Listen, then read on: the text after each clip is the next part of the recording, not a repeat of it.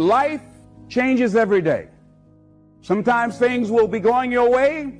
Sometimes you'll have your health, you're feeling good, and there's some things that can happen to you in life that can take all of that from you. But you can choose in the midst of all of this that's going on to be happy in spite of it. Douglas Matlock has a poem I love. He said, sure, this world is full of trouble.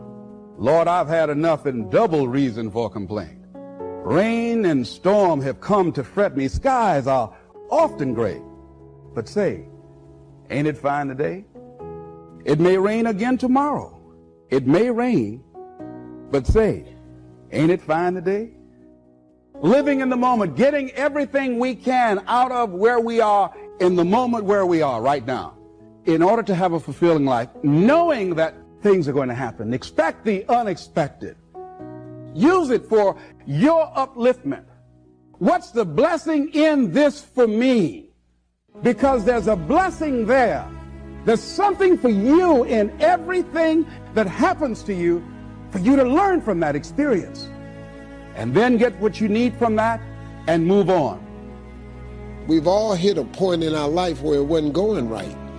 The one way to coach your mind from depression is with gratitude. Just start writing down everything you have to be grateful for. You can still see, I have a place to live, I ate today. You would be stunned how long you'll be writing. Gratitude changes your perception. Your perception changes your existence. The more you're grateful for, the more God will give you to be grateful for. He's not going to keep giving you stuff if what you got you can't handle already. You kill more blessings by not being grateful. That's the number one blessing blocker, lack of gratitude. Sometimes you cannot know you're blessed, only to find out that the thing that you were worried about is not nearly as significant as the thing that you had. Sometimes you can have something and not appreciate it until you lose it. I say that because sometimes you're whining about things that really don't matter. And if you were smart, you would learn how to count your blessings and to thank God for what he's done in your life. Man, I got to go to work today. Man, I got these kids. Remember when you wanted a job? Remember when you wanted a baby? You can't cry about what's on your plate when your whole goal was to eat. Listen to me, y'all. Wake up every day and start being grateful. Wake up every morning and just start thanking him for just your life, your kids, your food, your money. And then immediately after that, you'll have a better day. He start giving you more stuff. You must live in a spirit of gratitude. There's so many things, ladies and gentlemen, that we take for granted. Don't talk about how you feel. Say, thank you that I'm healthy.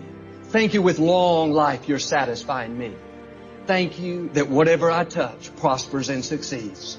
Thank you that your favor surrounds me like a shield. You're not going to stay determined if you're talking about how bad it is. God, you said you wanted me to be blessed, but my business is so slow. No, switch over into praise. Praise makes you strong. Praise keeps you moving forward. If you don't learn this principle to thank God in advance, you won't have the strength you need to wait for the promise. Say thank you for grace. Thank you for mercy. Thank you for wisdom. Thank you for love. Thank you for kindness. Thank you for peace. Thank you for prosperity. Say thank you in advance for what's already yours. True desire in the heart, whatever it is you want to do, that thing that you want to do to help others and to grow and to make money, that's God's proof to you, sent beforehand already to indicate that it's yours. When you look back over your life, you can see the faithfulness of God. Times where he made a way where you didn't see a way. Even when you made mistakes, he showed you mercy. Here you are blessed and moving forward. Wasn't just your talent, wasn't just good breaks. It was the hand of God. If you knew all the things God has been orchestrating behind the scenes to get you where you are, promotion, protection, opportunities, you would be amazed. God's been thinking about you long before you got here. The scripture says God chose you before you could choose him. When I think about all that God has done, the things I know about and the things I don't know about, I have to say, Lord, thank you for your goodness. I recognize your favor in my life. Thank you for taking me further than I could go on my own. When you look back over your life and see the faithfulness of God, the times he protected you, favored you, don't take it for granted. It wasn't a lucky break. That was the goodness of God. God told the Israelites he was bringing them into the promised land. It described it as a land of abundance. The clusters of grapes were so large, it took 2 people to carry. After promising all this increase and favor, God gave them a warning.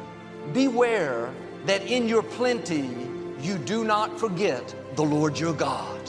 When you have built nice houses, when your gold and silver has multiplied, do not forget the Lord your God rescued you out of slavery. Do not forget he gave you water out of the rock. God was saying in today's language, when your business takes off, when you have that baby I promised, don't let it become so common that you don't recognize it was my goodness, that you don't take time to thank me for what I've done. We've seen God do amazing things, give you healthy children, bless you in your career. At the time you were so grateful. Don't lose that sense of awe. Live with that amazement at what God has done. If you don't remember what God has done, then it's easy to start taking the credit. We did it in our own power. The problem with forgetting is that God won't share his glory. If you don't recognize it's his goodness, the same God that opened the door can close the door. He said, I am taking you into a land where you will lack nothing, resources more than you can imagine. My only requirement is that you don't forget it was my favor that brought you here. It was my power keeping enemies from defeating you. I was the one that pushed back the Red Sea. That's why I never get tired of thanking God for what he's done in my life. Lord, thank you for healing my mother from terminal cancer back in 1981. Well, Joel, that was almost 40 years ago. Yeah, but I'm not going to forget. The same God that led the Israelites through the desert. Think about all the times God has protected you. Like me, you've seen God show out in your life. Family members that God's healed. Have you forgotten what God has done? Have you convinced yourself it was just fate? That's what causes blessings not to last. Sometimes we have short memories. We forget God is the one that opened the door. He's the reason your company chose you over somebody else. He's the reason your health turned around. Don't forget about all the prayers he's answered for you. Not only are you thanking him, but you're reminding yourself, I didn't get here by myself. This is where King Nebuchadnezzar in the scripture got off course. He started off good, giving God the credit, and God continued to increase him. But somewhere along the way, he started taking the credit. In verse 29, he looked out over the city and said, is this not the great Babylon that I have built by my might for the honor of my glory and my majesty? His attitude was, I'm something great. But the moment you start keeping the glory, that's when the favor's going to stop. Verse 31 says, while he was still speaking, a voice came down from heaven and said, Nebuchadnezzar, this day you have lost the kingdom. God won't share the glory. But when you're constantly bragging on God's goodness, thanking him for what he's done, you're going to continue to rise higher.